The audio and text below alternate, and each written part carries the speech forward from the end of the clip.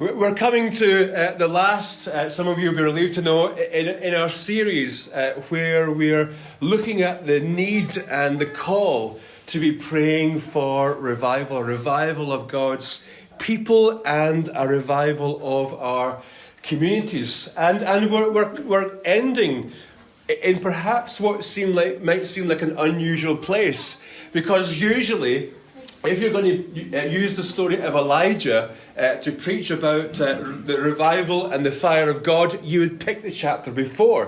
What happened in the chapter before? Anyone know?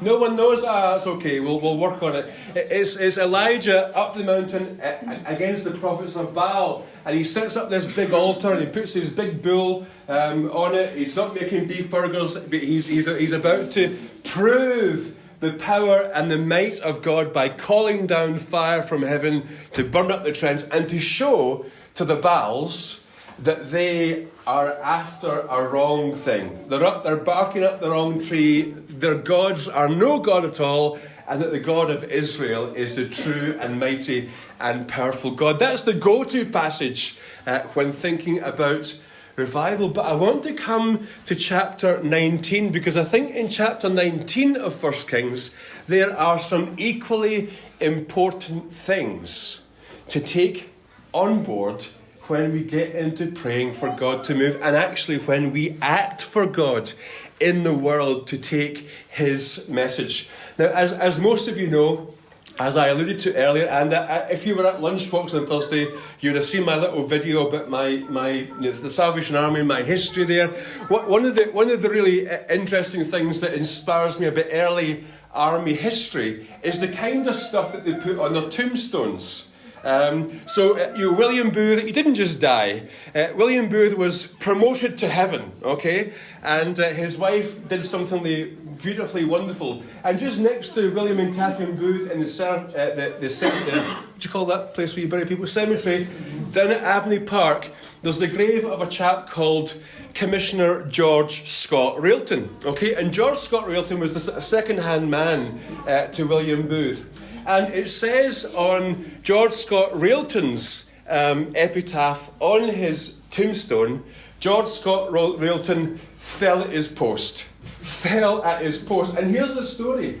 George Scott Railton was such an active minister of the gospel, but also helping William Booth. And he was running one day. He was running to catch a train because he was heading up north to preach at some revival meeting somewhere where thousands of people would like to have got saved, because that's the kind of anointing that he had in his ministry. And he was running along the railway platform and he dropped dead right there. And so they decided, we'll put on his tombstone, he died at his post. In other words, he died in the process of doing what it was that God called him to do. And that's always stuck in my mind, because there's a sense in which we want to give ourselves to the gospel of Jesus Christ. We want to give ourselves in our witness. We want to give ourselves in the service of the King. But I think it is possible to do it without working ourselves into the ground, you know. It is possible to do it without taking upon ourselves the huge pressures that come. And when we come to Elijah in this post, in this passage, we see the human cost of living for God. We see the human toll of doing things for God in the way that he was called to do them. And in this passage, God gets a hold of Elijah and says, hang on a minute, son.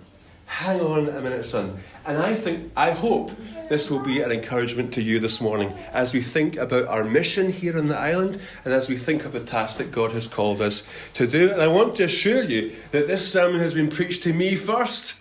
And isn't that so important?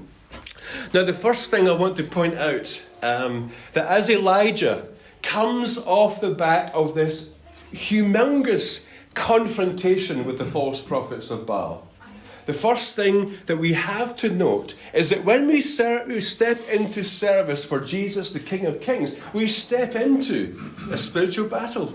We step into a spiritual battle. And in this moment, although Elijah was feeling the stress of feeling like he was the only one of the Lord's prophets left, after he'd had that powerful experience of God consuming his offering with fire, you would think, wouldn't you? You would think he'd be absolutely over the moon. You would think he'd be on the very mountaintop of experience. Wow, I always trusted God, but now I know for absolute sure that God is the God who answers by fire and defeats all his enemies.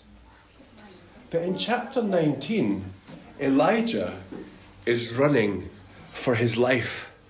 He is fearful, he is worn down, he is running for his life because he knows that this showdown of the gods is not the last, because those that are out there who are against him will still seek his life. And even more so, they will seek his life now because he has affronted them through this conversation. So here we have Elijah running for his life, sitting under trees, licking his wounds, wondering, what on earth am I going to do now? Lord, it's too much. It's too much. I want to die. He's got himself into the place of absolute overwhelm and fear. We must be aware that when we are living the spiritual life, that as much as God is powerful and good and the one who cries by fire, who calls by fire, answers by fire, we are also in a spiritual battle. And you will know the humanness of your situation. You will know the humanness of your situation. Most Sundays, I'm here doing the preachy thing, the singing thing, and hopefully we have a wonderful time and we hear from God and there's a good something going on. But I'll tell you, the rest of my doing a Sunday is usually sort of flat in the back. And it's when I'm flat in my back, all the questions and the doubts and was that an authentic thing to say? Was that a good message? Did I really do as well as I could? Oh, I think that was terrible. I was really disappointed. And by the time it comes to 3 o'clock, I'm like in the pit. I'm in the pit. And that's just a very small example of sometimes the spiritual battle that we're in. As much as we have confidence in the God who answers by fire, we are very human and we're prone to discouragement. Am I the only person prone to discouragement? You receive tremendous blessing and then it just takes a few moments and then it seems like all the blessings rush out the toes. And this is the reality. And not only that, you find that when you're trying to own the name of Jesus in your regular life, so often the attack can come, and it's not even like people. It's sometimes just that the thoughts that come, the challenges that come, and the nagging self-doubt. Where does that come from? The Bible tells us that our enemy is the accuser, and he accuses the brethren day and night. And so we find the attack is there on our souls. But Paul reminds the church that our battle is not against flesh and blood, not against people, but against spiritual forces in the heavenly places. Powers, principalities, all that sort of thing. There is a war raging. Think about it. Jesus came to establish this rescue mission of his people, and people are coming into his kingdom. That they're transferring from the kingdom of darkness into the kingdom of light. And the enemy doesn't like that. And so we find ourselves in the midst of this battle. So we see Elijah, the bold prophet Elijah, at the end of himself. And the good news about this passage is that God does not leave us there. Remember when we had that passage, that series about Jonah? Did you hear the echoes of Jonah's story in here? Jonah had received a call to go to the Ninevites. He didn't want to go. He ran away from God. He got to the very bottom, but God still intervened and got him back to the same place. It's a kind of similar story here. Elijah has done his powerful thing, and as soon as it happens, he realizes the vulnerability of this mission that God has called him to. Lord, I want to die. Lord, take this away from me. I can't do it any longer. Our battle is not against flesh and blood, but there are powers that wage war against your soul. Do you know that? I think we do. in steps God. And I love what God does with Elijah in this particular passage. You might think the first thing that God would do, being that God's quite spiritual, you might just think that God would come and zap him with some supernatural power and give him some extra injection of holiness or boldness or something else like that. But I love what happens here. Elijah has been running, and to give you a sense of scale, he's not just run from here to the co-op. He's run for several days. He's really scared, and he's running, and he's running, and he's running, and he's running. And not only is he fearful, but he's absolutely exhausted. And the first thing that God says to him, more or less, is, lie down, son, have a sleep, sleep it off. Lie down, have a sleep. Then wake up, have some nice hot bread, just baked on coals with a nice flagon of water. And then he gets up, he has the food, goes back to sleep again, and then he wakes up again. God tends to his humanness. He says, lie down, take a rest, nourish yourselves. Let me just let that sink in there for a minute. Not some big spiritual law, some big impartation of spiritual power. But take time to rest. Take time to recover. Take time to replenish. Take time out in the midst of it, in the battle of it. Take a few steps back, Elijah. Be encouraged. Be refreshed. Let my presence minister to you. You notice how there's angels that appear in this to do God's bidding, to replenish the soul and the strength of Elijah. Some of you need to hear that message this morning. Maybe most of us need to hear that message this morning. In our striving, in our work, in our seeking to do things for God's kingdom, we need to have those times, especially when life is getting challenging, to step back and allow God to minister to us. It's one thing to advance and do mighty things for God, but it is another thing to recognise that we need to step back and find ourselves ministered to by the presence of God. God doesn't respond to him in this moment with a spiritual zap or even a chiding or a telling off, but with rest, food and care.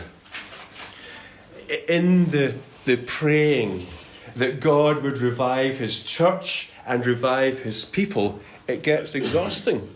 And we might think that our prayers have never been answered, and then we get discouraged. And also, it's then we have to come back and rest in the mercy of God. One small 5 or 6 week sermon series on the call to pray for revival won't bring revival. We need to get into the place where we're praying long term, where we're continually coming before God with the needs of our world, the needs of the gospel. And in the process, we need to learn the things which will sustain us. And God doesn't just resource Elijah physically. He does then resource him spiritually with all that he needs. You'll notice in the next part of that story, you get the famous passage, and Elijah is there. He's pouring out his complaint to God, and God is going to confirm the reality of Elijah's story to him by showing him his presence, and so that he can hear the voice of God. And God's presence and God's voice is the next tonic that Elijah needs. And you'll know this passage. It doesn't come in the earthquake. Sometimes when you expect to hear God, you expect it's going to be loud and dramatic, but the voice of God doesn't come in that way. It doesn't come through the dramatic winds and the razzmatazz of all that physical display. But Elijah hears the still small voice of God, or as the NIV calls it, the whisper of God. It's when Elijah's got to the place where he can quieten his soul, and where everything else around him is quiet, he can then trace the voice of God. Now, in history, when people think about this whole idea of spiritual renewal and revival in the church and in our lives, there's a tendency to think that it's always going to be noisy. It's always going to be chaotic and all that sort of thing. And we never want to dictate to God the terms in which he will move amongst his people. But for Elijah, it wasn't noise and earthquake and wind and razzmatazz. It wasn't high-octane worship songs. It wasn't hanging from the chandeliers it was the still small voice of God which comes to Elijah and brings the renewal that he needs. God in the stillness of the small voice. When we want God to come to us afresh, to renew us and to replenish us, you might get some energy from some passionate worship songs or some loud praying or something exciting, but you'll soon find out that the buzz of that quickly disappears. And sometimes we start to confuse the means with the end, or the end with the means. We start to think that it's the song, it's the kind of songs, or the kind of volume, or who wrote them, or when they were written, or that we think is the thing which will bring us the spiritual power. But actually, it's just for a moment. The songs we sung this morning, you'll have forgotten them by the time we get this afternoon, and the spiritual benefit you felt will still be there, but not necessarily in the buzz that you felt when you sang them. And it's almost like our worship is in the moment and gives praise to God in the moment. But we're then invited into the rest of our lives when we're not going to be in the crowd, and when our life of worship still must mean something, and when our connection with God isn't through the loud preacher at the front or it's the still presence of God in our moment to moment to moment, even in the darkest place. Even in the darkest place. Not just on the mountaintop with the fire coming from heaven, but under the broom tree. Under the broom tree. Standing out in the precipice, waiting for God. It's as important to be tuned in for his presence there as it is anywhere else. Friends, I want to ask you, do you have the spiritual discipline in your life which will sustain you day to day? Not just day to day, moment by moment. Are you able to trace the golden thread of God's presence in the quiet moments as much as in the moments of great celebration and prayer? That is where the secret is. There's a story of Evan Roberts. Have anyone heard of Evan Roberts? Evan Roberts was one of the guys that was mightily moved by God in the Welsh revival, which started in the beginning of the 1900s. And it seemed like everywhere this young man went, thousands of people would gather, thousands of people would be ushered into the kingdom, and many people would be blessed by God. And he would go from place to place to place to place. So it seemed preaching. But actually, he would only just preach for a couple of hours, a couple of times a day. The rest of the time, that man was hardly eating. He was rushing about, and he was in prayer. And as soon as that move of God sort of came to its natural conclusion by all sorts of human means, Evan Roberts was done. Evan Roberts was absolutely finished. He was heard of no more. Because he had started to run the battle without recognising that he didn't have to die at his post, actually.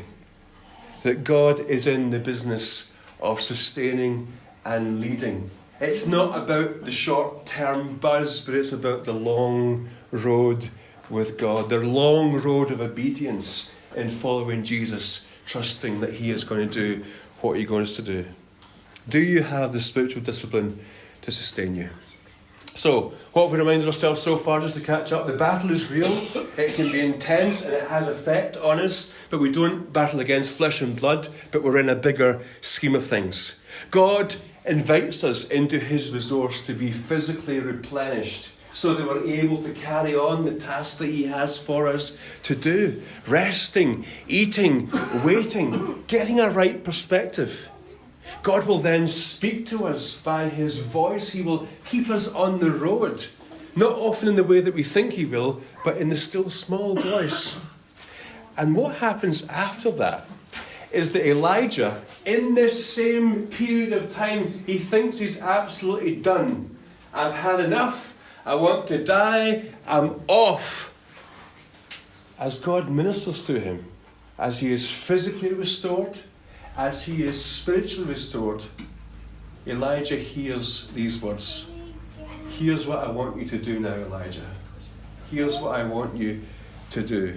In other words, there's still something else. The call of God is still upon your life. You haven't ruined it. You haven't wasted it. It's not disappeared. There is still something for you to do.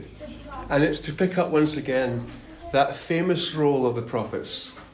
Go and anoint a king. Go and anoint a king of this place. Go and anoint a king of another place. And then go to Elisha, because he is going to be your successor. He's the one who will carry your mantle with a double portion and carry on my work, Elijah. And so Elijah discovers there's still something for him to do. Now that will be an encouragement for some of you. Because some of you maybe think, I've done my bit. I don't know what else there is for me to do. Look at where I am now. Look at my age, or look at my situation, look at my whatever it is. Or look at how disappointed and hurt I've been in the past. And look how wrung out I am. And look at this. We come to the still small voice of God. And we find that God still has a task to whisper. How do I know this? 2 reasons. First of all, it's what he does with Elijah. Second of all, it's what he did for me. I've been to a place in my own spiritual experience, in my own ministry, in my own life, where I've done tremendous things for God, and then something, and then I'm at the very bottom, and I think I'll never stand on it. I'll never preach again. I'll never be able to minister again. I'll never be able to do this again. And then we take the time to rest and replenish and make that reconnection with the living God. You start to hear, I've still got something for you to do. I've still got something for you to do, and here it is. Here it is.